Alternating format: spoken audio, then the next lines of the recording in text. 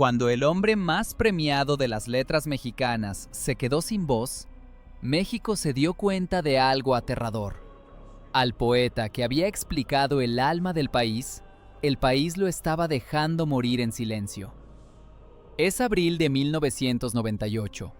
En una casona antigua de Coyoacán, la casa de Alvarado, un hombre de 84 años, consumido por el cáncer, mira el techo blanco como si fuera una página que ya no alcanzará a escribir. El cuerpo casi no le responde, la respiración es corta, pero la mente sigue girando, feroz, aferrada a una sola idea.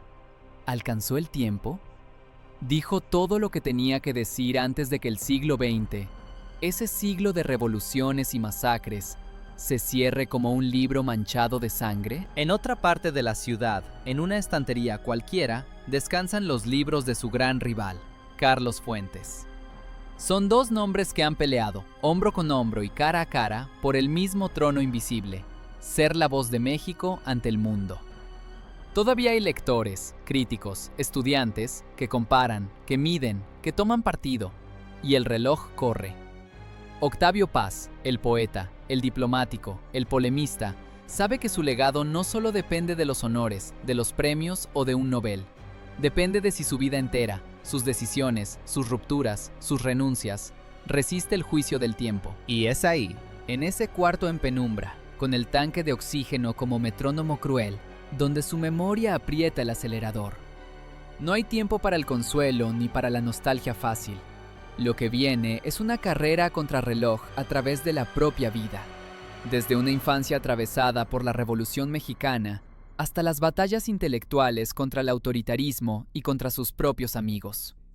El viejo poeta no se está despidiendo, está volviendo a entrar en combate. Mucho antes de la cama de hospital, hubo una cuna rodeada de disparos. Octavio Paz nace el 31 de marzo de 1914 en la Ciudad de México, en pleno caos. El país arde bajo la dictadura de Victoriano Huerta y la revolución acaba de estallar. Afuera, los periódicos hablan de generales traicionados, de campesinos levantados en armas, de presidentes que duran semanas. Adentro, en una casa modesta, una madre joven trata de arrullar a un recién nacido mientras escucha, como un trueno lejano, el rumor de la guerra. Su familia no es una familia cualquiera. Por las venas del niño corre una mezcla de sangre española e indígena y una tradición liberal que ya ha dejado huella en la historia. El abuelo, Ireneo Paz, combatió en la Guerra de Reforma, fue partidario de Porfirio Díaz y, sobre todo, fue escritor, periodista, dueño de imprentas y periódicos. Es un hombre que huele a tinta fresca y papel recién cortado, alguien que cree que las palabras pueden ser armas tan peligrosas como los fusiles. El padre, Octavio Paz Solórzano, es abogado y periodista, pero sobre todo, un militante.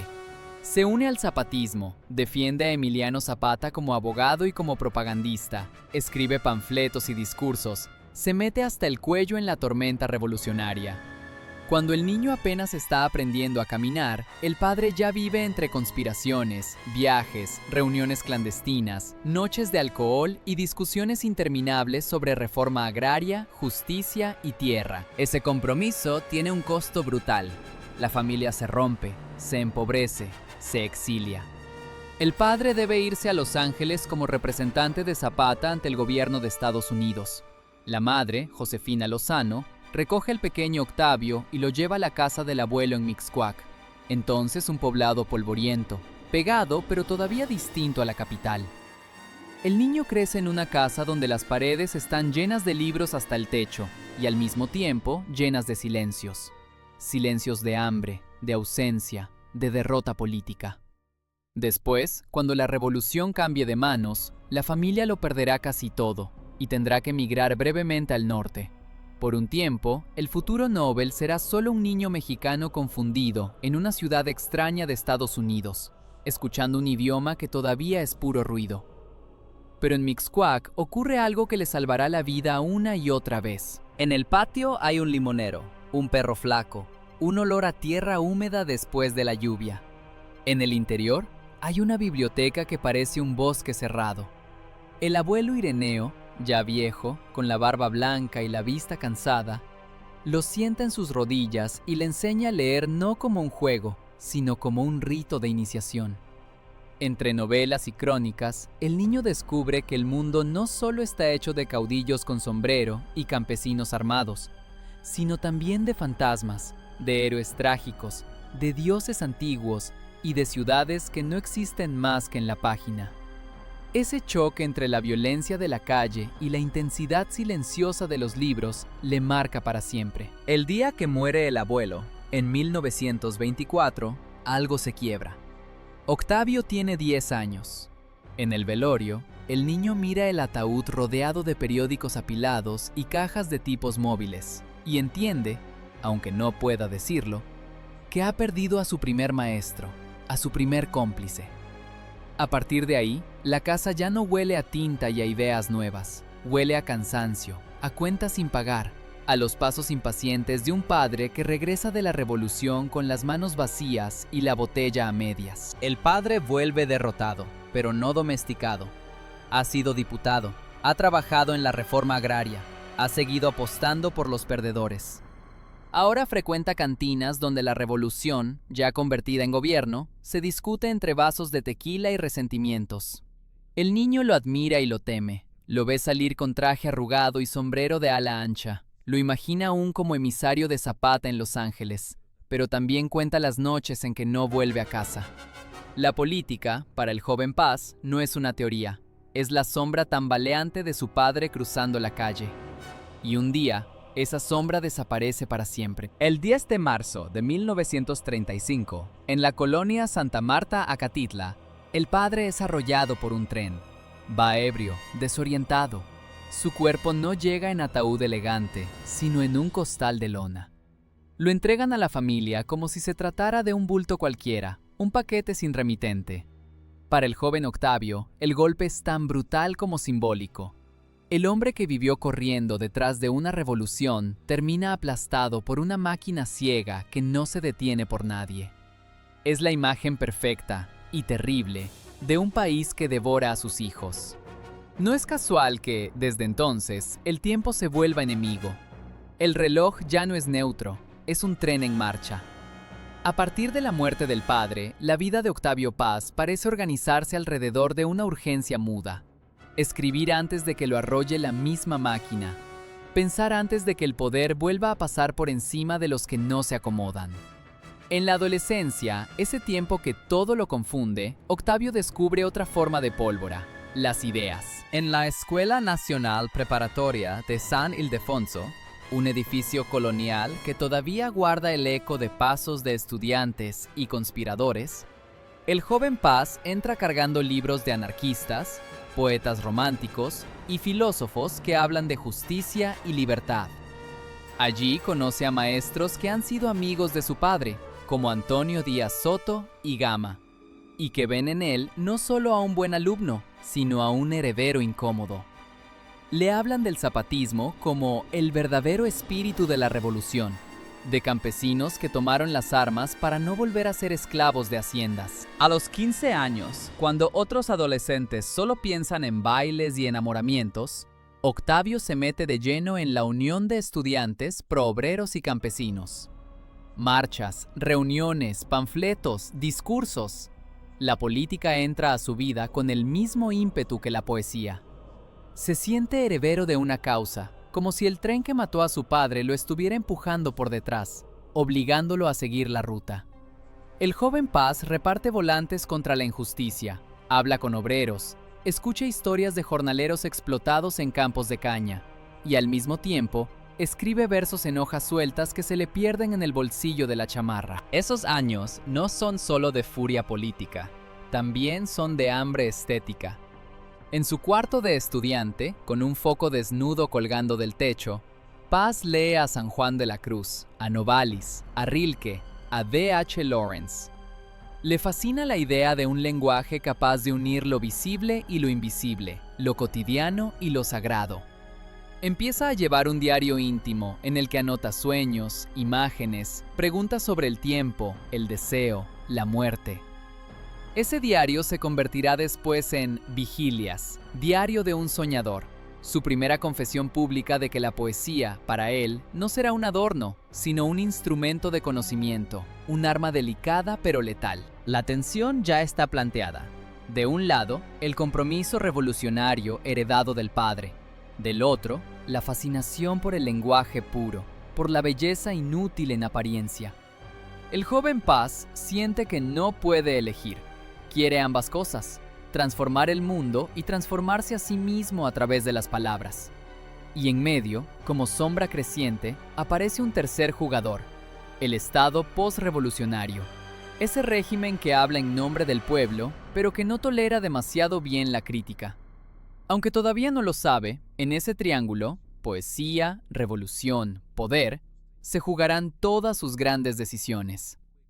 La primera respuesta que le da a esa tensión es escribir. En 1931 publica su primer poema importante, Juego, y 2 años después, su primer libro, Luna Silvestre. Los ejemplares circulan poco, pero en los cafés del centro de la ciudad, algunos jóvenes poetas empiezan a reconocer su nombre. Lo invitan a participar en una pequeña revista, Barandal, donde se discute de todo: literatura, marxismo, surrealismo, la última película francesa proyectada en un cine del centro. Ahí aprende que el campo de batalla puede ser también una página en blanco. Al mismo tiempo, México cambia de piel. El país de los caudillos rurales se está convirtiendo, lentamente, en un país de burócratas, sindicatos y oficinas. Lázaro Cárdenas reparte tierras, expropia el petróleo, impulsa reformas. El discurso oficial habla de justicia social, pero las desigualdades siguen ahí. Paz se deja seducir por el proyecto cardenista, acepta trabajar en misiones culturales y en escuelas para hijos de obreros y campesinos. En 1937 lo mandan a Yucatán. Ahí descubre otra dimensión de la miseria campesina, una explotación que huele a henequén cortado y sudor seco. De esa experiencia nace Entre la piedra y la flor, un poema largo que denuncia la violencia silenciosa de los hacendados, pero que al mismo tiempo intenta captar la belleza dura del paisaje. Ese mismo año ocurre un giro que lo marca para siempre: la Guerra Civil Española. Para la generación de Paz, España es algo más que un país lejano. Es el espejo donde se juega el destino de todas las izquierdas. Cuando los militares de Franco se levantan contra la República, el joven poeta siente que la historia le llama por su nombre. Participa en la Alianza de Intelectuales Antifascistas, viaja a España para apoyar la causa republicana, lee poemas en mítines, camina entre ciudades bombardeadas, escucha, por primera vez, el silbido real de las balas que pasan cerca de su cabeza. Está en medio de un país que se desangra por las mismas palabras que él usa en sus versos: libertad, justicia, pueblo. Pero lo que encuentra allá no es solo heroísmo. En las trincheras literarias de la República también hay dogmatismo, purgas, sospechas. Paz se entera del asesinato de amigos a manos de los propios comunistas. Ve cómo la revolución puede volverse contra sus propios hijos. El antifascismo que lo llevó hasta Europa empieza a mezclarse con una desconfianza profunda hacia cualquier totalitarismo, venga de donde venga. Esa grieta ideológica tardará años en abrirse del todo, pero ya está ahí. Una desconfianza que lo separará, más adelante, de muchos compañeros de izquierda, y que alimentará, sin que nadie lo sepa todavía, su futuro enfrentamiento con otro gran escritor mexicano que seguirá creyendo en ciertas revoluciones: Carlos Fuentes. De vuelta en México, Paz no regresa igual. Trae en la mirada el polvo de los pueblos bombardeados, en la garganta los gritos de los oradores antifascistas, en las manos la sensación de haber tocado, por un instante, la historia con mayúsculas. Pero también trae un cansancio moral. Las certezas se le han resquebrajado. La fe ciega en una única línea correcta ya no le basta. Empieza a sospechar que la libertad de un pueblo no puede construirse sobre la obediencia absoluta al partido, que no hay revolución verdadera sin crítica. Esa intuición lo aleja poco a poco del comunismo ortodoxo y lo acerca a otra cosa: una izquierda liberal, heterodoxa, incómoda, que no se arrodilla ni ante Moscú, ni ante Washington, ni ante el PRI. Esa posición matizada, que para muchos será tibieza o traición, será una de las fuentes de los ataques más feroces que recibirá en su vida. Mientras tanto, la vida privada no se queda atrás. En la Universidad Nacional, Paz conoce a una joven brillante, intensa, impulsiva, la dramaturga y escritora Elena Garro. Se enamoran como solo se puede a los veintitantos, a golpes, con discusiones interminables, con reconciliaciones que parecen escenas de teatro. Se casan en 1937, tienen una hija, Elena. Pero el matrimonio está lleno de tormentas, celos, diferencias políticas, proyectos literarios que chocan. Los dos quieren escribir, los dos quieren ser escuchados, los dos sienten que el tiempo se les escapa. La casa se vuelve un campo de batalla verbal, donde la pasión y el resentimiento se sientan a comer juntos. En medio de ese torbellino doméstico, Paz no deja de trabajar. En 1938, participa en la fundación de la revista Taller, donde se junta una nueva generación de escritores mexicanos que quieren romper con la retórica nacionalista y con el folclore de Postal. Buscan una modernidad distinta, abierta al surrealismo, a las vanguardias europeas, pero sin dejar de mirar el paisaje propio. La poesía de Paz empieza a volverse más compleja, más arriesgada. Experimenta con imágenes oníricas, con estructuras circulares, con una mezcla de erotismo y reflexión filosófica que desconcierta a más de uno. En esos años, el joven escritor siente por primera vez el roce del poder cultural. Los suplementos literarios, las revistas, las editoriales pequeñas. Todo es un ecosistema donde las amistades, los padrinazgos y las rivalidades pesan tanto como los méritos. En cafés de la capital, un grupo de pintores, periodistas y poetas empieza a ser conocido, con ironía, como la mafia. Un círculo de intelectuales que se mueven entre exposiciones, presentaciones de libros, fiestas interminables en la zona rosa y reuniones discretas con políticos. Ahí están nombres como José Luis Cuevas, Carlos Monsiváis, Carlos Fuentes y, por supuesto, Octavio Paz. Poco a poco, sin proponérselo del todo, el poeta que creció entre derrotas y exilios empieza a ocupar una silla en la mesa de los que influyen. Y con la influencia viene otra forma de competencia. Frente a Paz se abren dos caminos. Seguir siendo solo un poeta de libros difíciles, respetado por unos cuantos, o convertirse también en figura pública, en intelectual que opina sobre el país, que se sienta a negociar con el poder, que escribe editoriales incendiarios y luego cena con diplomáticos. Ese doble papel no será fácil de sostener y muchos se lo echarán en cara. Pero antes de que la polémica estalle, hay un paso decisivo que lo lanza a otro escenario: la diplomacia. A finales de los años 40, la Secretaría de Relaciones Exteriores lo invita a ingresar al servicio diplomático. Para un joven escritor que ha vivido de salarios precarios, revistas efímeras y proyectos culturales mal pagados, la oferta es tentadora. Un sueldo estable, viajes, conocimiento directo de otros mundos. Pero no es solo eso. La diplomacia es también una forma de estar cerca del poder sin pertenecer del todo a él. Una zona intermedia que a Paz le resulta fascinante.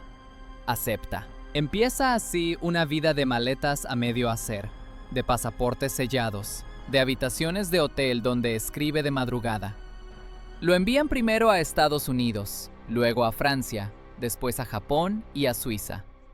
Cada destino le abre una ventana distinta. En París respira el aire de las vanguardias, conversa con surrealistas, se empapa de filosofía existencialista.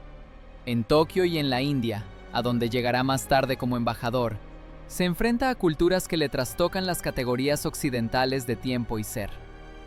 Pero en esta primera etapa, lo más importante no es aún Oriente, sino la conciencia de que está entrando en una maquinaria, la del Estado mexicano. En las recepciones diplomáticas, Paz observa a políticos, embajadores, empresarios. Escucha sus bromas privadas, sus miedos, sus prejuicios. Entiende cómo se toman decisiones a puerta cerrada. Empieza a ver al régimen priista no solo como un ente abstracto, sino como una suma de personas concretas, con sus lealtades, sus hipocresías y sus temores. Esa mirada de dentro le permitirá, años después, criticarlo con una precisión quirúrgica. Pero también le plantea un dilema brutal. ¿Hasta dónde se puede estar dentro sin ensuciarse? ¿Hasta dónde un poeta puede representar a un gobierno sin volverse cómplice de sus silencios?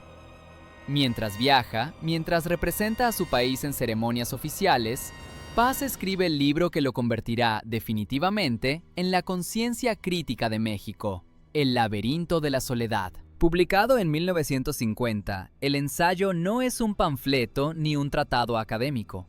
Es una exploración casi dolorosa de lo que significa ser mexicano después de la conquista, de la colonia, de la independencia y la revolución. Habla de máscaras, de fiestas que ocultan heridas, de machismo, de la figura de la Malinche, de la soledad como condición histórica. Para muchos lectores jóvenes es como mirarse por primera vez en un espejo que no perdona. Paz se atreve a decir, con una prosa afilada y poética, que el país vive atrapado entre la nostalgia del pasado indígena y la imposición de la modernidad occidental, sin reconciliar ninguna de las dos. El impacto es enorme. De la noche a la mañana, el diplomático poeta se vuelve también ensayista indispensable. Lo invitan a dar conferencias, a escribir artículos, a opinar sobre la identidad nacional. Algunos lo acusan de exagerado, de pesimista. Otros lo veneran como al único que se atreve a nombrar lo que todos sienten, pero nadie formula. Entre esos jóvenes lectores está, también, un novelista en ascenso, hijo de diplomático como él, cosmopolita, brillante, ambicioso, Carlos Fuentes.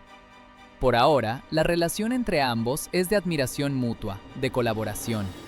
Más tarde, esa cercanía se convertirá en una rivalidad dolorosa que dividirá a la intelectualidad mexicana. El reloj sigue corriendo. A mediados de los años 50, mientras el mundo entra en la Guerra Fría y México aparenta estabilidad bajo la larga sombra del PRI, la obra poética de Paz alcanza uno de sus puntos más altos. En 1957 escribe Piedra de Sol, un poema largo, circular, construido como un calendario de 584 versos, como el ciclo del planeta Venus en el calendario azteca, donde mezcla amor, memoria, erotismo, historia y mito. Es un texto que respira al ritmo del tiempo cósmico y, al mismo tiempo, al de un corazón enamorado. Los críticos lo celebran como una de las cumbres de la poesía en lengua española del siglo XX. Pero el hombre que lo escribió no se siente instalado en ninguna cima. Sabe que, en política, las cosas se están tensando. Sabe que, en la cultura, están surgiendo voces que lo desafían, que quieren escribir un México distinto al suyo, más urbano, más narrativo, más cercano al cine y al periodismo. Y entre esas voces, otra vez, aparece el nombre de Carlos Fuentes, que comienza a despuntar con novelas que retratan la modernización brutal del país. La competencia todavía es amistosa. Se leen, se elogian, se citan. Comparten mesas, antologías, proyectos, pero en el fondo, cada uno escribe con la conciencia clara de que el tiempo, ese tren que Octavio vio pasar sobre su padre, no alcanza para todos. La historia literaria es despiadada y solo dejará unos cuantos nombres en las portadas de los manuales escolares y en las calles bautizadas con letras de bronce. Octavio Paz, ya a mediados de siglo, ya con viajes, amores, derrotas y éxitos acumulados, siente que entra en el verdadero centro de su vida.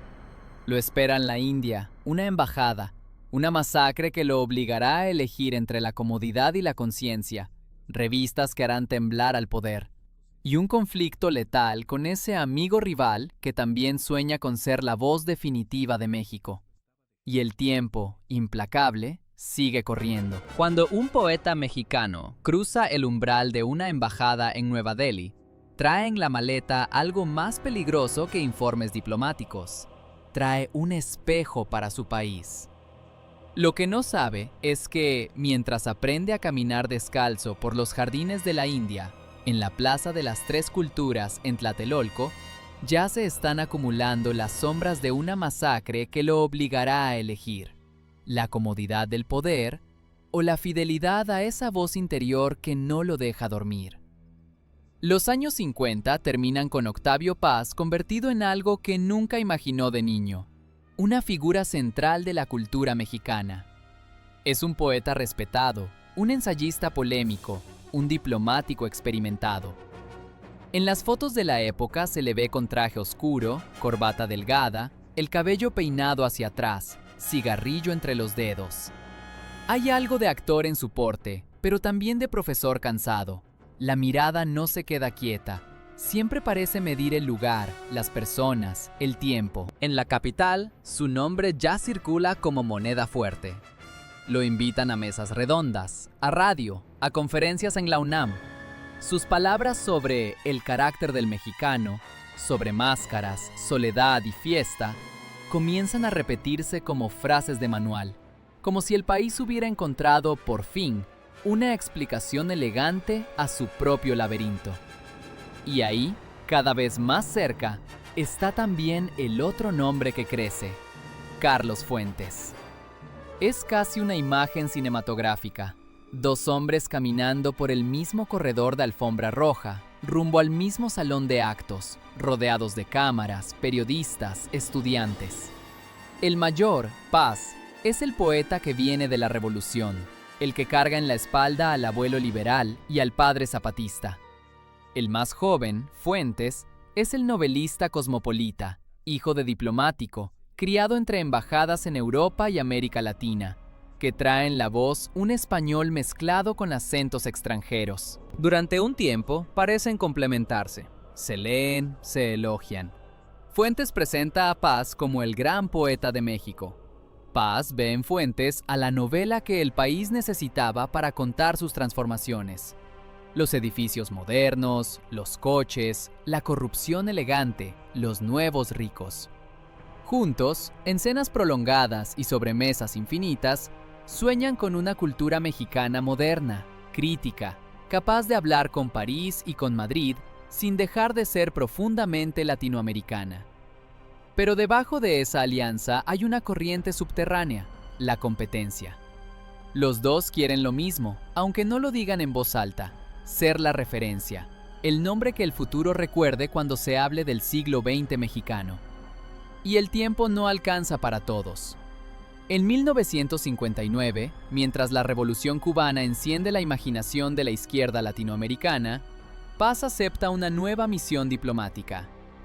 Después de varios puestos, Francia, Suiza, Japón, llega una oferta que lo fascina, la Embajada de México en la India. La India, un país que acaba de salir del colonialismo, que carga miles de años de mitos, dioses, castas, templos, hambre y santones.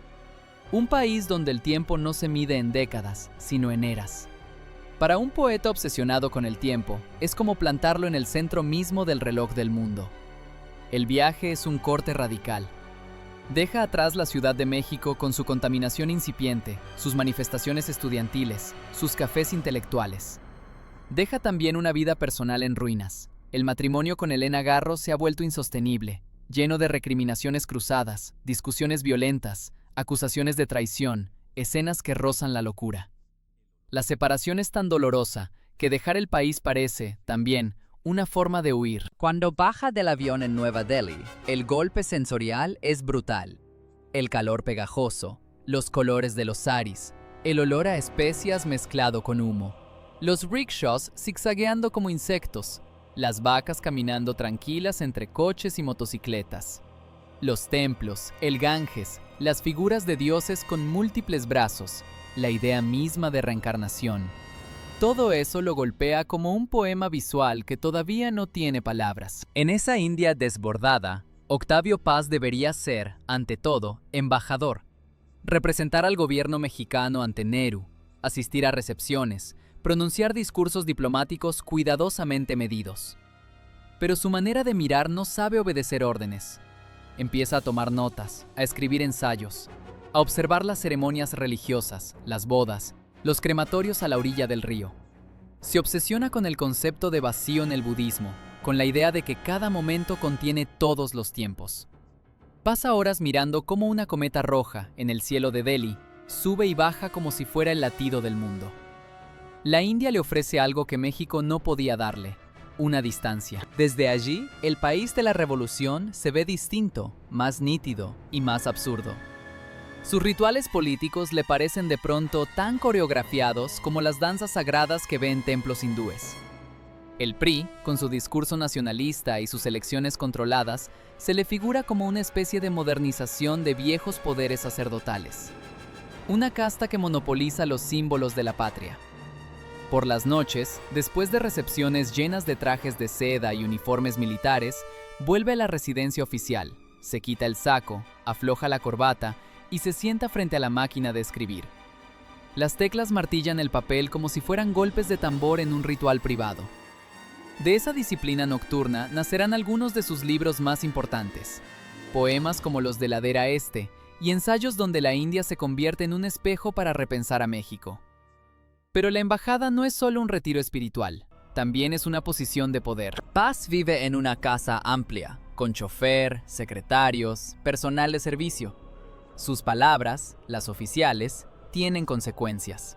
Un cable mal redactado puede complicar una relación entre países. Una frase en un discurso puede interpretarse como apoyo o rechazo a alguna causa internacional.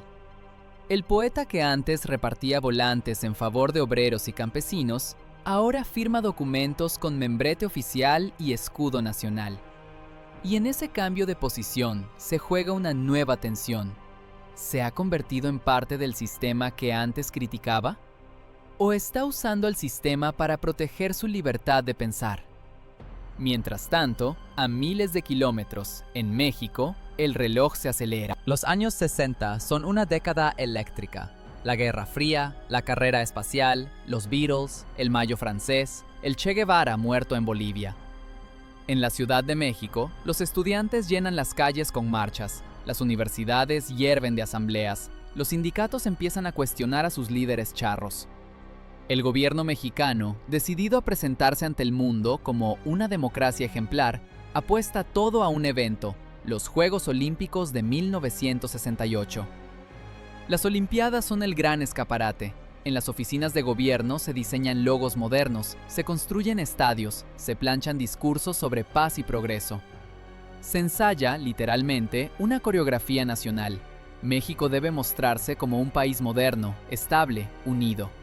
Hay demasiado en juego como para permitir que unos cuantos agitadores echen a perder la fiesta. El conflicto no tarda. En julio de 1968, un pleito entre estudiantes se convierte en batalla campal. La policía interviene con brutalidad, detiene, golpea, ocupa escuelas. La respuesta es inmediata. El movimiento estudiantil se expande como fuego en pasto seco. Surgen brigadas, volantes, mítines. En la Plaza de las Tres Culturas, estudiantes, amas de casa, niños y trabajadores comienzan a reunirse para escuchar discursos que hablan de democracia, diálogo, libertad de expresión. Desde Nueva Delhi, Octavio Paz sigue las noticias con creciente inquietud. Los cables diplomáticos hablan de disturbios, de mano negra, de conspiraciones. Las cartas que le llegan de amigos, de estudiantes, de otros intelectuales, dicen algo distinto. Hablan de represión, de tanquetas en las calles, de francotiradores en azoteas. Es en esos días cuando la rivalidad con Carlos Fuentes adquiere un nuevo tono. Fuentes, más cerca del hervidero latinoamericano, entusiasmado aún con ciertos proyectos revolucionarios, mantiene una relación complicada con el gobierno mexicano. Es crítico, sí, pero también coquetea con la posibilidad de influir desde adentro, de negociar, de convencer. Tiene trato con presidentes, con ministros, con embajadores. Publica novelas que retratan la corrupción del sistema, pero también asiste a cenas oficiales donde se sirve vino caro y se hablan de reformas posibles. Paz, desde la India, observa esa danza con recelo. Él mismo forma parte del aparato, pero empieza a sentir que la cuerda se tensa demasiado. Sabe que, si estalla algo grave en México, su silencio como embajador sería leído como complicidad. El tiempo visible, el calendario olímpico, se mezcla con un tiempo moral, el de la decisión. Cada día de octubre de 1968 es un día menos para elegir. El 2 de octubre de 1968 llega como una fecha cualquiera en la agenda de la embajada. Hay reuniones, papeles que firmar, llamadas que atender. Pero los radioteletipos, los cables, las llamadas nocturnas empiezan a traer un rumor que se vuelve grito. En Tlatelolco hay balazos, hay muertos. Hay un operativo del ejército y la policía contra una manifestación estudiantil. La información es confusa, contradictoria. El gobierno habla de enfrentamiento, de provocadores armados.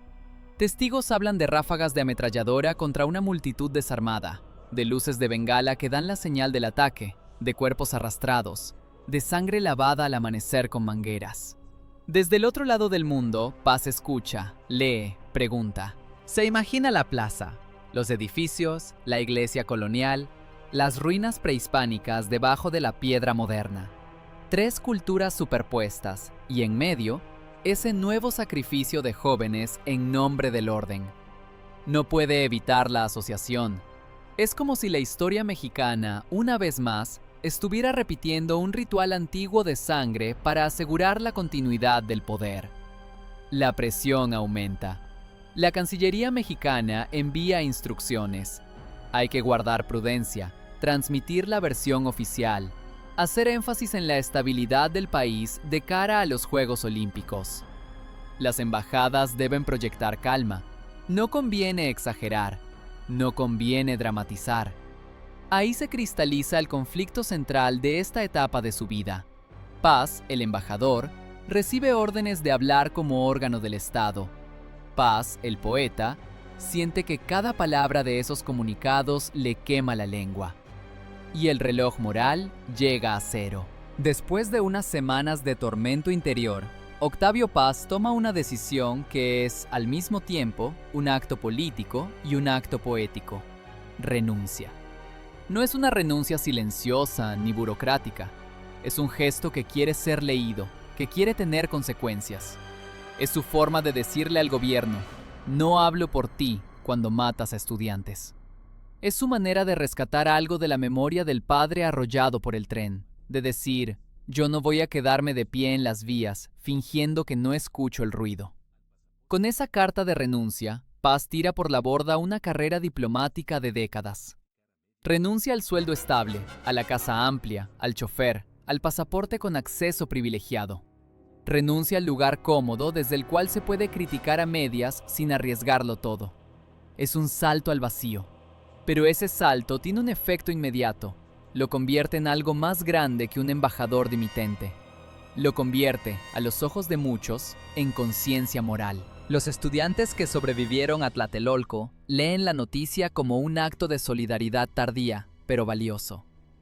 Muchos intelectuales, dentro y fuera de México, ven en su gesto una señal de que el sistema priista no es tan monolítico como parece, de que aún dentro del aparato existe gente dispuesta a romper con el poder cuando la sangre llega al cuello.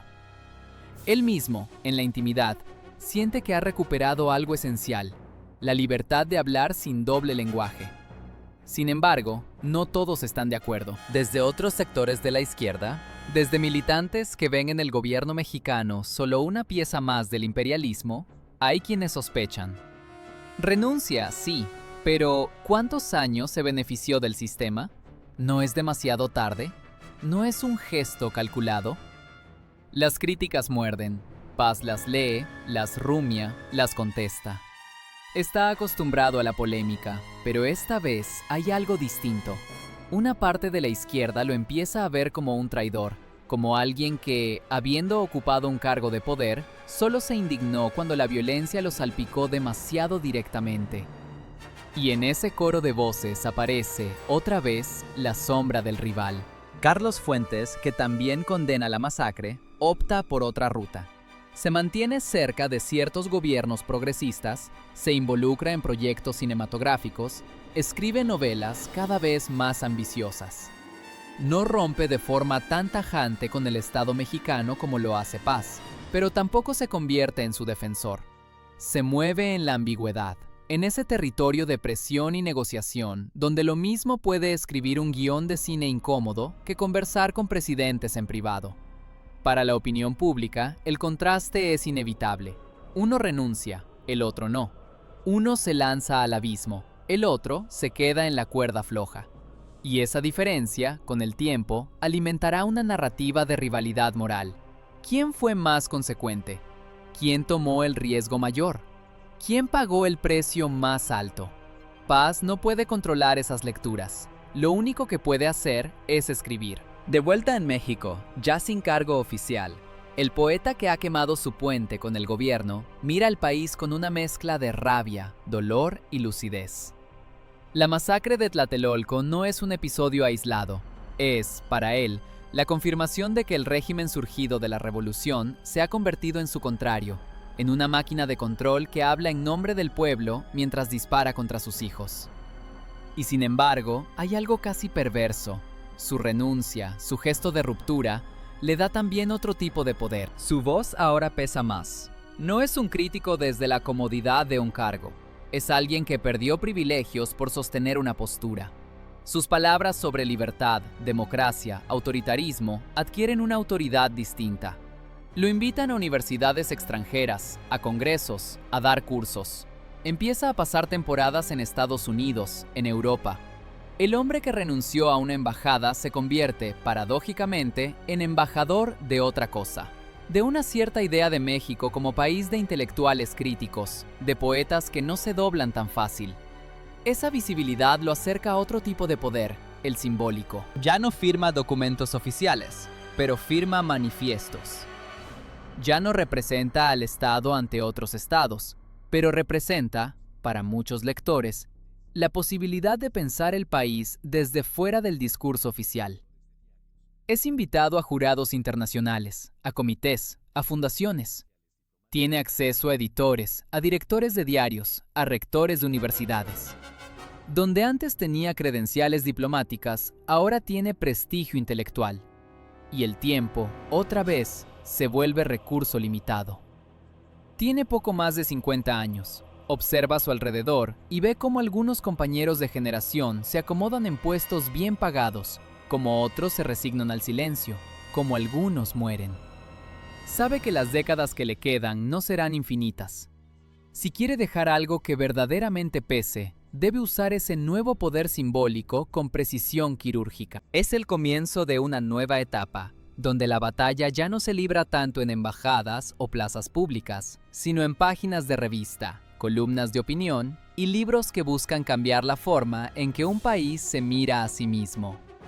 En esa arena, la competencia con Carlos Fuentes se hará más directa, más amarga, más visible. Ya no será solo una carrera literaria por ver quién escribe la novela o el poema más memorable. Será, también, una batalla por definir qué significa ser de izquierda, qué significa ser crítico, qué significa ser mexicano en un mundo dividido por la Guerra Fría y el capitalismo global.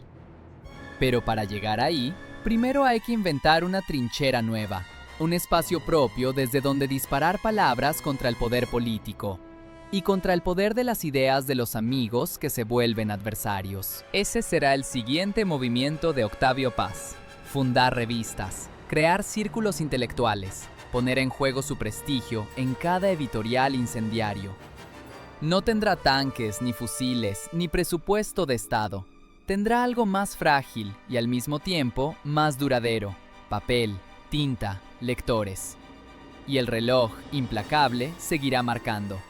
¿Cuántas páginas le quedan por escribir antes de que se cierre definitivamente el libro de su vida? Imagina a un hombre que ha renunciado a todo poder, sentado frente a una mesa de redacción llena de ceniceros rebosados, pilas de manuscritos y teléfonos que no dejan de sonar.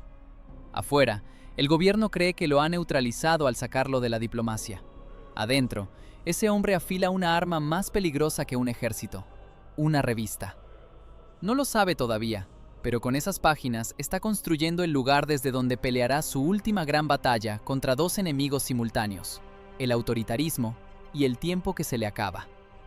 Después de 1968, Octavio Paz es un hombre sin cargo, pero no sin misión. Ha dejado la embajada de la India, ha roto con el gobierno a raíz de la masacre de Tlatelolco y, por un momento, queda suspendido en el aire. Podría haberse refugiado en una cátedra tranquila, en algún campus verde de Estados Unidos, hablando de poesía a 25 alumnos silenciosos. Podría haberse retirado a escribir libros herméticos, alejados de la batalla pública. Nadie lo hubiera culpado. Pero hay algo en él, el hijo del abogado zapatista, el nieto del periodista de imprenta, que no sabe vivir sin fricción. Pasa temporadas en universidades norteamericanas, sí, da cursos, dicta conferencias, pronuncia las célebres lecciones que luego se convertirán en Los Hijos del Limo, una reflexión monumental sobre la tradición moderna de la poesía. Es el momento en que su mirada se expande. Ya no piensa solo en México, sino en toda una genealogía de poetas que, desde el romanticismo, han intentado escribir contra el vacío. Al mismo tiempo, sin embargo, vuelve la vista atrás y escribe Postdata, un libro cuchillo en el que analiza 1968, desnuda la retórica del gobierno y afirma, con una claridad que corta, que el régimen mexicano es un sistema cerrado que teme a la crítica como otros temen a las bombas. Ese ensayo lo marca definitivamente como enemigo incómodo del poder. Pero escribir libros no basta. Paz entiende algo esencial. En un país como México, donde la televisión está controlada y los periódicos dependen de favores del gobierno, la verdadera batalla de ideas se decide en espacios pequeños pero feroces. Suplementos culturales, revistas, páginas de opinión. Necesita una trinchera. La primera se llama Plural. A principios de los años 70 se integra al suplemento cultural del diario Excelsior. Plural no es un simple apartado de reseñas. Bajo su dirección se vuelve un laboratorio de ideas. Ahí confluyen poetas, narradores, filósofos, economistas, historiadores. Se publican traducciones de autores extranjeros, debates sobre marxismo y liberalismo, críticas al populismo latinoamericano, reflexiones sobre la URSS, Cuba, China, Estados Unidos. La mesa de redacción es una especie de ring intelectual. Entre redactores y colaboradores circulan nombres que pronto serán referencia. Jóvenes narradores, críticos, ensayistas que traen en la cabeza el eco del 68 y, al mismo tiempo, las lecturas de París y Nueva York. Ahí, a veces físicamente, a veces a través de sus textos, aparece de nuevo Carlos Fuentes. Por un tiempo, parecen estar del mismo lado del ring. Fuentes aporta cuentos, ensayos, crónicas. Paz dirige, selecciona, polemiza. Los dos comparten una convicción. La cultura no puede ser adorno del régimen, tiene que ser territorio de conflicto. Sueñan con un México capaz de producir pensamiento tan complejo como el francés o el inglés, pero escrito en español mexicano, con giros, ritmos y obsesiones propias. El suplemento empieza a incomodar, no solo al gobierno, que ve con recelo tanto espíritu crítico junto en un diario de circulación masiva, sino también a ciertos sectores de la izquierda, que empiezan a considerar a Paz demasiado duro con Cuba, demasiado escéptico respecto a las revoluciones socialistas. Lo etiquetan, con rabia, como liberal burgués, intelectual de derecha disfrazado. Él responde con ensayos donde cuestiona tanto la represión priista como los campos de trabajo soviéticos. En esa tensión, Plural crece y se vuelve referencia continental, hasta que un día el poder decide que ya basta. Es 1976. En la redacción de Excelsior huele a complot. Julio Scherer, director del periódico, ha sostenido una línea editorial independiente, crítica con el gobierno de Luis Echeverría. Se acumulan presiones, amenazas veladas, llamadas desde Los Pinos. Y de pronto, una mañana, estalla el golpe a Excelsior.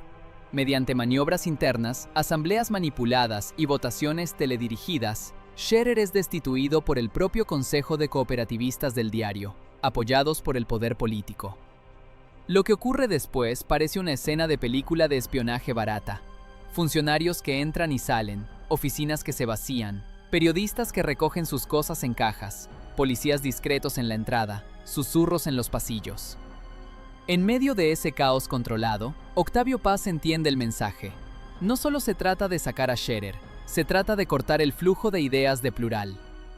La reacción es casi instintiva, renuncia en bloque. Paz y un amplio grupo de redactores y colaboradores abandonan Excelsior. Es una escena dura, pero también extrañamente liberadora. Dejan atrás escritorios, teléfonos, recursos, pero se llevan algo que el gobierno no puede confiscar: su prestigio, su talento, su capacidad para atraer lectores. En la calle, frente al edificio del diario, Paz siente un déjà vu moral. Otra vez ha tenido que elegir entre quedarse dentro de una estructura adulterada o irse para no legitimar el abuso. Otra vez ha tenido que saltar del tren antes de que lo arrolle. Pero esta vez, el salto trae un giro inesperado.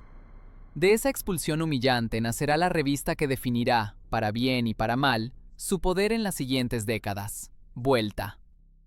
Vuelta empieza casi como un acto de resistencia emocional. Un grupo de exiliados del Excelsior se reúne en salas de estar, cafés, pequeños despachos. No hay presupuesto, no hay oficinas amplias, no hay imprentas propias. Hay, eso sí, una urgencia: seguir hablando. Vuelta se concibe como una revista de literatura, política y arte que no le deba favores al gobierno ni a ningún partido. Desde el primer número, la línea es clara: libertad de crítica sin reverencias, ni al PRI ni a la izquierda revolucionaria. En esas páginas se publican textos que cuestionan las dictaduras militares sudamericanas, pero también los autoritarismos de izquierda. Se analiza el sandinismo, la revolución cubana, la transición española, los movimientos guerrilleros, el feminismo, el ecologismo naciente. Octavio Paz no es solo director, es el corazón rítmico de la revista. Escribe editoriales, ensayos, poemas, corrige, corta, pide reescrituras. Pelea con colaboradores que, aunque lo admiran, no siempre están de acuerdo con él. Vuelta no es una secta donde todos piensan igual. Es una arena donde se enfrentan posiciones. Pero hay un eje: la desconfianza total hacia cualquier poder que pretenda hablar en nombre de la historia con mayúscula. En esa arena, la relación con Carlos Fuentes se complica hasta romperse. Fuentes apoya algunas causas revolucionarias latinoamericanas con entusiasmo que Paz considera ingenuo, cuando no peligroso. Para Paz, lo inaceptable no es solo la violencia, sino el silencio frente a la violencia cuando la cometen los nuestros, los gobiernos socialistas, los movimientos armados que, una vez en el poder, persiguen disidentes, encarcelan poetas, censuran periódicos. Llega un punto en que las diferencias ya no se pueden esconder bajo la alfombra de la amistad. Hay cartas, declaraciones, entrevistas cruzadas. Paz publica críticas duras a ciertas posiciones de Fuentes. Fuentes responde con ironía, cuestionando la supuesta deriva conservadora del poeta. Amigos comunes intentan mediar. Muchos se ven obligados a tomar partido. El conflicto deja de ser privado y se vuelve espectáculo público. La rivalidad de los dos mayores nombres de la literatura mexicana contemporánea estalla en la plaza de la opinión. Para los lectores es casi una serie dramática. En un capítulo, un artículo incendiario de Paz en Vuelta. En el siguiente, una entrevista de Fuentes en otro medio, devolviendo el golpe. Por debajo de los argumentos políticos late algo más visceral: la lucha por el relato del siglo. ¿Quién cuenta mejor lo que ha pasado? ¿Quién interpreta más finamente los fracasos de la revolución, los excesos del capitalismo, las trampas del poder? Y mientras discuten, el reloj corre. En los años 70 y 80, Paz escribe sin tregua. Publica El Logro Filantrópico, una serie de ensayos donde define al Estado mexicano como una especie de monstruo bonachón que reparte favores pero no suelta el control. Analiza cómo el clientelismo, las partidas secretas, los sindicatos controlados y la retórica revolucionaria funcionan como redes que asfixian la verdadera democracia. Escribe también Sor Juana Inés de la Cruz o Las trampas de la fe, una biografía-ensayo monumental donde rescata a la monja del siglo XVII no como estampita piadosa, sino como inteligencia radical atrapada entre la Iglesia, el virreinato y las expectativas de género. En Sor Juana ve un espejo lejano de sí mismo, alguien que quiso saberlo todo, decirlo todo y chocó con los muros de su época. Al mismo tiempo, su poesía sigue mutando. De los poemas largos y torrenciales, pasa a formas más condensadas, casi minimalistas. Topoemas, blanco, piezas donde las palabras ocupan la página como figuras geométricas, invitando al lector a leer en todas direcciones. Más tarde, en libros como Árbol adentro, su voz se vuelve más contemplativa, sin perder filo. Hay allí una mezcla de serenidad y alarma, como si estuviera viendo al mismo tiempo el movimiento de las hojas y la amenaza del derrumbe. Cada libro, cada revista, cada editorial, es también un gesto en la carrera contra el tiempo. Los años no pasan en vano. El cuerpo empieza a recordarle que no es eterno. Cansancio, achaques, diagnósticos que no se dicen en público. Sabe que no tendrá toda la vida para completar la obra que imagina. A cada proyecto nuevo, un ensayo sobre la modernidad, una reflexión sobre el siglo XX, un libro de memorias veladas, lo acompaña una pregunta privada. ¿Alcanzaré a terminarlo? Hay además otro reloj paralelo, el del reconocimiento internacional. Desde los años 70, el nombre de Octavio Paz suena una y otra vez en las quinielas del Premio Nobel de Literatura. Cada otoño, los periódicos especializados lanzan listas de favoritos. En ellas aparecen nombres como Borges, García Márquez, Günter Grass, Kundera y cada vez con más frecuencia, Paz. En México, el rumor se vuelve ritual. Este año sí se lo dan. No, se lo van a dar a otro latinoamericano primero. Se lo merece más Fuentes, sus novelas llegan a más lectores. La rivalidad simbólica con Carlos Fuentes vuelve a hacerse visible en ese escenario. Fuentes, con su narrativa exuberante, sus personajes que encarnan la modernización salvaje de México, conquista lectores en muchas lenguas. Sus libros venden más, circulan más, se adaptan al cine. Para el público general, su figura es más conocida. Paz, en cambio, escribe poesía y ensayo. Géneros menos masivos, más exigentes. La pregunta flota en el ambiente. Si la Academia Sueca quiere premiar las letras mexicanas, ¿a quién elegirá? ¿Al novelista brillante, cosmopolita, de izquierda sociable? ¿O al poeta ensayista que se ha vuelto, para muchos, un francotirador incómodo contra todas las ortodoxias? Antes del Nobel llega otro reconocimiento decisivo, el Premio Cervantes, a inicios de los años 80, el máximo galardón de la literatura en lengua española. Ese premio lo coloca oficialmente en la cima del idioma. Es como si le dijeran, en este idioma nuestro, tú ya estás entre los grandes. Pero el Nobel, el símbolo global, sigue pendiente. Mientras tanto, Paz no espera sentado. Dirige Vuelta con energía casi juvenil. Polemiza con escritores latinoamericanos que defienden a ultranza a la Cuba de Fidel Castro. Denuncia la invasión soviética a Afganistán. Critica tanto el imperialismo norteamericano como el silenciamiento de disidentes en los países socialistas. Eso lo deja en tierra de nadie. Para los gobiernos autoritarios es un fastidio. Para la izquierda ortodoxa, un traidor.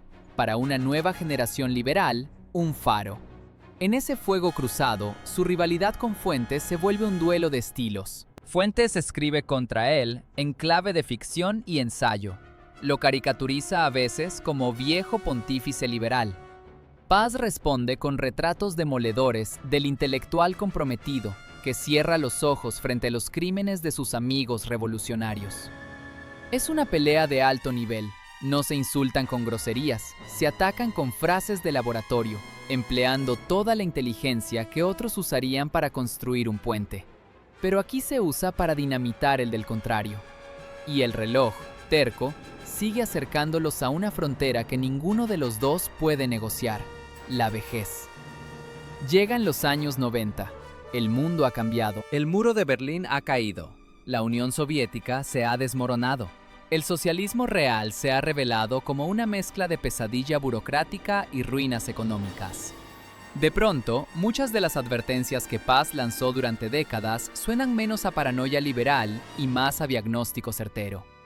Sus críticas a los campos de trabajo, a la censura, al culto a la personalidad, se ven confirmadas por documentos, testimonios, archivos abiertos. En México, el sistema priista empieza a mostrar grietas. Fraudes electorales denunciados, movimientos ciudadanos, crisis económicas, devaluaciones. La idea de la dictadura perfecta se vuelve frase común. Paz, desde su escritorio, escribe ensayos donde invita a pensar una transición democrática, un país de ciudadanos, no de clientelas. Y entonces, el 11 de octubre de 1990, suena el teléfono. Es la llamada de Estocolmo. Le anuncian que ha ganado el Premio Nobel de Literatura. La noticia estalla en los noticieros, en los periódicos, en las universidades. Por primera vez, un escritor mexicano, y además poeta, se convierte en Nobel. La etiqueta se imprime de inmediato, el Nobel mexicano. Para el país es un motivo de orgullo nacional. Para él es varias cosas a la vez. Por un lado, una alegría íntima, el reconocimiento a una vida entera entregada a las palabras. Por otro, una especie de vindicación. Durante años lo acusaron de estar al servicio del imperio, del PRI, del liberalismo. Ahora, ese mismo mundo internacional que supuestamente dominaba todo, lo premia por ser voz independiente. Y, en un nivel más humano, es también una sombra. El Nobel fija una imagen, corre el riesgo de convertirlo en estatua cuando él aún se siente combatiente. ¿Y Fuentes? El novelista lo felicita públicamente, pero el ruido soterrado no desaparece. Hay quienes piensan que el Nobel pudo haber sido de él, que la elección de paz es también una toma de postura simbólica a favor de cierto tipo de escritura, de cierta posición política. Otros, en cambio, ven en el premio un reconocimiento justo a quien se jugó la carrera diplomática y la comodidad por ser consecuente. Para Octavio Paz, el Nobel es menos un punto final que un reloj nuevo sobre la mesa. Sabe que, a partir de ese momento, cada cosa que escriba será leída bajo la luz del premio. Sabe también que, a los 76 años, no le queda demasiado tiempo físico. El cáncer aún no ha aparecido, pero el cuerpo ya manda señales claras. Sin embargo, en lugar de retirarse a la contemplación, acelera. Publica La Otra Voz, donde reflexiona sobre el lugar de la poesía en un mundo dominado por la técnica y la economía. Reescribe, corrige, amplía ensayos antiguos. Participa en debates sobre la globalización, la caída de las ideologías, el futuro de América Latina. Se pronuncia sobre la Guerra del Golfo, sobre el levantamiento zapatista en Chiapas, sobre la transición en España. Su firma aparece en periódicos y revistas de distintos países. Todo este tiempo, el conflicto con Fuentes no se ha resuelto del todo. Hay acercamientos, distancias, reproches recíprocos. La competencia implícita, dos grandes escritores tratando de definir a México ante el mundo, se vuelve más sutil con la edad, pero no desaparece. Cada entrevista donde uno menciona al otro es analizada por periodistas, comentaristas, curiosos. A veces parece que ambos siguen luchando, no ya por el presente, sino por algo más evasivo. ¿Quién será leído con mayor pasión dentro de 50, 100 años? La carrera contra el tiempo, entonces, adquiere una dimensión nueva. Ya no se trata solo de cuánto le queda de vida, ni de cuántos libros podrá escribir. Se trata de una pregunta más cruel, que ronda su cabeza en las noches de insomnio. Cuando todos los aplausos se apaguen, cuando los premios se hayan vencido como diplomas amarillos, cuando las fotos en periódicos se vean viejas, ¿qué quedará realmente de Octavio Paz? ¿Un nombre de calle? ¿Un busto en una biblioteca? ¿Un par de poemas memorizados por estudiantes? ¿Una idea incómoda que aún haga temblar a algún poder futuro? Con el Nobel en el bolsillo y el cuerpo empezando a fallar, el poeta que de joven vio a su padre hecho costal bajo las ruedas de un tren, siente que la máquina se acerca de nuevo. Le queda una última etapa: la vejez, la enfermedad, la reconciliación posible con algunos adversarios, el balance involuntario de una vida y, sobre todo, la pregunta final: ¿ganó su carrera contra el tiempo o el tiempo, silencioso, ya lo alcanzó? La respuesta empezará a escribirse en la última estación, entre hospitales, polémicas finales y una ciudad que, sin darse cuenta, se va a quedar sin la voz que la pensó durante todo un siglo. Imagina a un hombre viejo, con el cabello ya casi blanco, sentado bajo los reflectores de un foro de televisión. Frente a él, una cámara roja fija su ojo de vidrio en su rostro cansado. A un lado, un conductor le lanza preguntas sobre poesía, política, historia. Podría contestar con frases académicas, pero no. Sonríe, enciende un cigarro y de pronto habla de la libertad como si fuera una mujer que se escapa por una ventana, del poder como un animal que se disfraza de benefactor para devorarte mejor. Millones de mexicanos que nunca han abierto uno solo de sus libros lo ven por primera vez en la pantalla y piensan: este señor raro, de voz quebrada, está diciendo cosas que nadie más se atreve a decir en la tele. El hombre, claro, es Octavio Paz, y ese escenario es uno de sus últimos inventos, su propia aparición como figura mediática. No le basta con revistas y libros, ahora entra a las casas por la pantalla. El poeta, sin darse cuenta, se convierte en personaje. Y ese personaje tendrá que enfrentar los años más convulsos del México contemporáneo, al mismo tiempo que su propio cuerpo comienza a apagarse, foco por foco. Los años posteriores al Nobel son, por fuera, una coronación, por dentro, una cuenta regresiva. Después de 1990, Paz ya no es solo poeta, ensayista o polémico. Es el primer Nobel mexicano. Lo invitan a dar discursos en palacios de gobierno, en universidades extranjeras, en ferias del libro. Presidentes que antes lo leían con recelo, ahora lo reciben con sonrisas, se toman la foto a su lado, citan frases suyas en informes de gobierno. La figura que durante décadas fue un francotirador incómodo, de pronto ocupa el lugar del sabio de la nación. Esa consagración trae consigo un giro paradójico. Una parte de la sociedad, sobre todo entre los jóvenes, empieza a verlo justo como él nunca quiso ser, como estatua.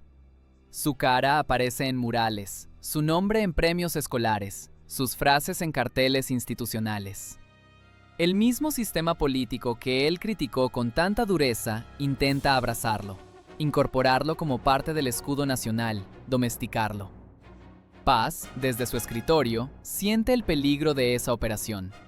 Lo inquieta la idea de convertirse en adorno del poder, en cita de calendario. Por eso, en lugar de suavizar su discurso, lo afila más. Desde vuelta, sigue atacando el autoritarismo, ahora no solo en nombre de la libertad abstracta, sino de la transición democrática concreta que empieza a vislumbrarse.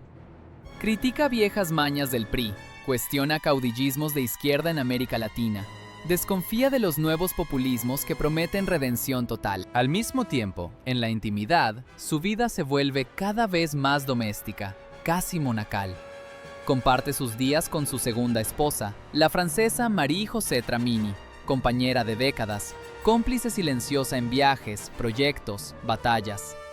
La casa que comparten, la casa de Alvarado en Coyoacán, es mitad hogar, mitad cuartel general editorial. Cuadros, libros, papeles, recortes de periódico, cartas que llegan de todas partes del mundo. Ahí, el Nobel no se comporta como celebridad, se comporta como lo que siempre fue, un hombre obsesionado con corregir adjetivos y comas. En medio de ese remolino de honores y trabajo, asoma una nueva sombra, el deterioro físico. Aparecen dolores, diagnósticos médicos cada vez más sombríos, operaciones, reposos forzados. El cuerpo le recuerda que todo reconocimiento llega tarde o temprano al mismo lugar, a un cuarto de hospital, a una cama con barandales, a una fila de frascos de medicina. Él lo sabe, lo ha sabido desde que vio a su padre convertido en costal junto a las vías. Pero saberlo no hace menos fría la mano del tiempo sobre el hombro. Y mientras su cuerpo pierde terreno, el país entra en una zona sísmica. El 1 de enero de 1994, México despierta con dos noticias que parecen venir de mundos opuestos. Entra en vigor el Tratado de Libre Comercio con América del Norte, y al mismo tiempo, un grupo armado indígena se levanta en armas en Chiapas. Mientras las cámaras muestran a presidentes brindando por el futuro globalizado, las fotos de hombres encapuchados con pasamontañas y fusiles viejos corren por periódicos y noticieros. El Ejército Zapatista de Liberación Nacional toma ciudades, ocupa edificios, hace comunicados en un español extraño, poético, lleno de metáforas. Exige democracia, justicia, tierra, respeto a los pueblos indígenas. Para muchos jóvenes es un rayo en la oscuridad, una rebelión que mezcla viejas causas con un lenguaje nuevo. Y entonces ocurre uno de los giros más incómodos de la biografía de Paz. El hijo del abogado zapatista de Emiliano Zapata se muestra profundamente crítico con los nuevos zapatistas.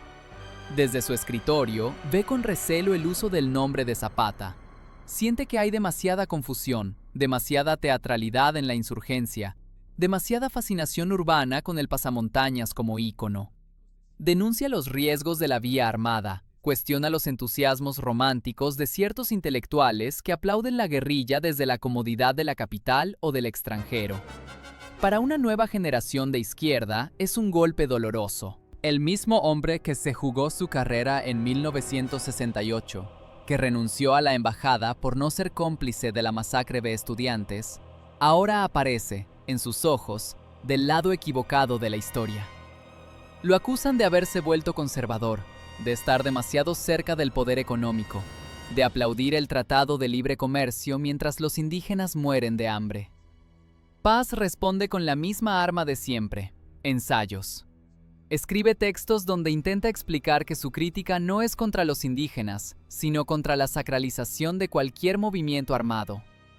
Repite una idea que se ha vuelto constante en él: que la democracia no nace de fusiles ni de líderes carismáticos, sino de instituciones, leyes, ciudadanos informados.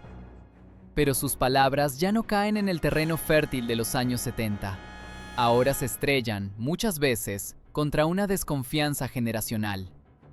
El conflicto ideológico se superpone, una vez más, con la rivalidad simbólica. Carlos Fuentes, en cambio, muestra una simpatía mucho más abierta hacia el levantamiento zapatista. Ve en él un síntoma de las fracturas que deja la modernización brutal. Su narrativa del momento y la de Paz se contraponen, y los medios no pierden oportunidad para yuxtaponer titulares. Fuentes comprende a los zapatistas. Paz advierte sobre la vía armada. El duelo entre ambos no es ya solo literario ni solo político. Es una disputa por el sentido de las palabras justicia y democracia en un país al borde del colapso. Y mientras el país tiembla con levantamientos, asesinatos políticos y devaluaciones, el cuerpo de Paz tiembla también, pero de otra manera. El cáncer avanza. La enfermedad, al principio, es un rumor subterráneo en la prensa, un chisme entre pasillos culturales. Se habla de problemas renales, de intervenciones quirúrgicas, de tratamientos dolorosos. A veces, durante una conferencia o una entrevista, se le nota de pronto una fatiga intensa, un gesto de dolor que intenta disimular con humor o con un chiste sobre la edad. En la casa de Alvarado, la vida se reorganiza alrededor de la fragilidad del cuerpo. Hay visitas de médicos, de enfermeras, cambios en la dieta, en los horarios. Marijosé lo cuida con devoción feroz, controla medicinas, agenda, llamadas. Algunos amigos cercanos lo visitan y salen con la sensación contradictoria de haber estado con un hombre al mismo tiempo muy viejo y muy lúcido. Paz se ríe de sí mismo, de sus achaques, pero en cuanto empieza a hablar de poesía o política, la sala se llena de una energía que desmiente por completo el cuerpo debilitado. En ese periodo ocurre algo que pocos se atreven a nombrar, pero que pesa. Su círculo de afectos y aliados se hace más pequeño. Los viejos rencores con ciertos intelectuales no se disuelven tan fácil. La rivalidad con Fuentes, aunque atenuada por los años, no se convierte en una amistad de novela reconciliada. Hay gestos, mensajes indirectos, declaraciones de respeto, pero no una escena de abrazo melodramático. Eso, de alguna forma, le da a la historia un filo trágico. Los dos grandes contendientes del siglo XX mexicano, que se admiraron y se atacaron, se quedan sin el momento hollywoodense de la reconciliación total. Sin embargo, hay otro tipo de reconciliaciones silenciosas. Paz hace las paces con partes de sí que había puesto en guerra. El niño de Mixcoac, el estudiante furioso, el diplomático, el director de revista, el viejo novel. En sus últimos ensayos y entrevistas, su tono cambia. Sigue siendo combativo, pero también aparece una reflexión más íntima sobre el error, la duda, la posibilidad de haberse equivocado. No retrocede en sus posiciones clave, pero ya no habla desde la certeza acorazada, sino desde la conciencia de la propia finitud. En la televisión, en sus últimos programas, su voz suena más baja, pero no menos firme. Habla de la muerte como si hablara de un viaje, de la poesía como una manera de hacer menos absurda la existencia, de la política como teatro donde, al final, todos los actores se van y solo queda el escenario vacío. El tiempo, ese viejo enemigo, ha dejado de ser tren para convertirse en algo más extraño, un círculo. La escena final se acerca casi sin que nadie la quiera ver. La noticia del empeoramiento corre por pasillos culturales, por redacciones de periódicos, por ministerios. En la casa de Alvarado se multiplican las llamadas, los ramos de flores, las cartas. Algunos políticos piden visitarlo, algunos escritores también. No siempre hay fuerzas para recibirlos. A veces solo alcanza para un saludo breve, un apretón de manos, una broma fatigada. En la habitación, la biblioteca, esa selva de papel que lo acompañó desde la infancia, ahora se ve desde la cama como un continente al que ya no se puede viajar. Los libros están ahí, pero el cuerpo ya no permite largas jornadas de lectura o escritura. Aún así, hasta muy cerca del final, corrige pruebas, dicta notas, sugiere cambios de título. Es como si se negara a soltar la pluma, aunque ya no pueda sostenerla. Cuando por fin la muerte llega, la ciudad sigue su rutina. Tráfico, ambulantes, noticieros, pleitos políticos, partidos de fútbol. En un hospital de la capital, el cuerpo del hombre que pensó México durante todo un siglo se apaga. No hay tiros de fusil, no hay trenes, no hay multitudes en la calle. Hay máquinas, médicos, familia. La noticia se esparce rápido. Los titulares hablan del Nobel mexicano, del gran poeta, del intelectual polémico. Los mismos noticieros que lo atacaron lo homenajean. Los políticos que temieron sus críticas hablan de él como conciencia de la nación. Escritores que pelearon con él publican textos dolidos, reconociendo, a regañadientes o sin reservas, su estatura. Sus restos se depositan en el antiguo colegio de San Ildefonso. Ese edificio, donde, de adolescente, escuchó por primera vez hablar del zapatismo y de la justicia social. La trayectoria se cierra en círculo perfecto, del estudiante flaco que subía corriendo las escaleras a clase, al viejo Nobel que vuelve en urna al mismo lugar, como si la historia, con su humor negro, hubiera decidido escribir un poema visual con su vida. ¿Y Carlos Fuentes? Años después, cuando también muera, muchos recordarán la rivalidad entre ambos como una de esas tensiones que, lejos de cancelar a uno u otro, hicieron más intensa la vida intelectual de un país. Como dos montañas que se levantan una frente a la otra y obligan al viajero a mirar hacia arriba, no hacia el suelo. El tiempo, a su modo, resuelve la competencia. No elige a uno y descarta al otro, sino que los deja a ambos en el mapa, obligando a cada nueva generación a leerlos, compararlos, discutirlos. La pelea no fue inútil. Gracias a esa fricción, a veces noble, a veces cruel, se escribieron ensayos, novelas, artículos, cartas que hoy permiten ver con más claridad las trampas de la revolución, las seducciones del poder, las traiciones de la izquierda y de la derecha. El conflicto entre Paz y Fuentes se convierte, con los años, en un capítulo de algo más grande: la lucha permanente de los intelectuales latinoamericanos por no quedar aplastados bajo las ruedas de ningún tren ideológico. ¿Y Octavio Paz después de Octavio Paz? Su legado es menos evidente de lo que quisieran sus admiradores y menos pequeño de lo que quisieran sus detractores. Está en escuelas que leen 1 o 2 poemas suyos por obligación, en calles, plazas, bibliotecas que llevan su nombre, en fundaciones que organizan coloquios y premios, pero, sobre todo, está en algo más discreto, en cada lector que, al abrir el laberinto de la soledad, siente que alguien por fin le está hablando en serio de lo que significa nacer en un país partido, en cada joven que descubre Piedra de Sol y entiende que el tiempo no es solo un reloj, sino una espiral de memoria y deseo. En cada ciudadano que lee El logro filantrópico y reconoce en las páginas a ese Estado que da becas y mata estudiantes en la misma década. Su apuesta final, vencer al tiempo a través de las palabras, no tiene un veredicto definitivo. El tiempo no se deja vencer del todo. Pero, por ahora, más de un cuarto de siglo después de su muerte, sus libros siguen reeditándose, sus ideas siguen usándose para entender nuevas crisis, su figura sigue provocando discusión. Ese, al final, es quizá el triunfo más puro que podía desear un hombre que vivió con el reloj pegado al oído. No convertirse en bronce indiscutido, sino seguir siendo un problema.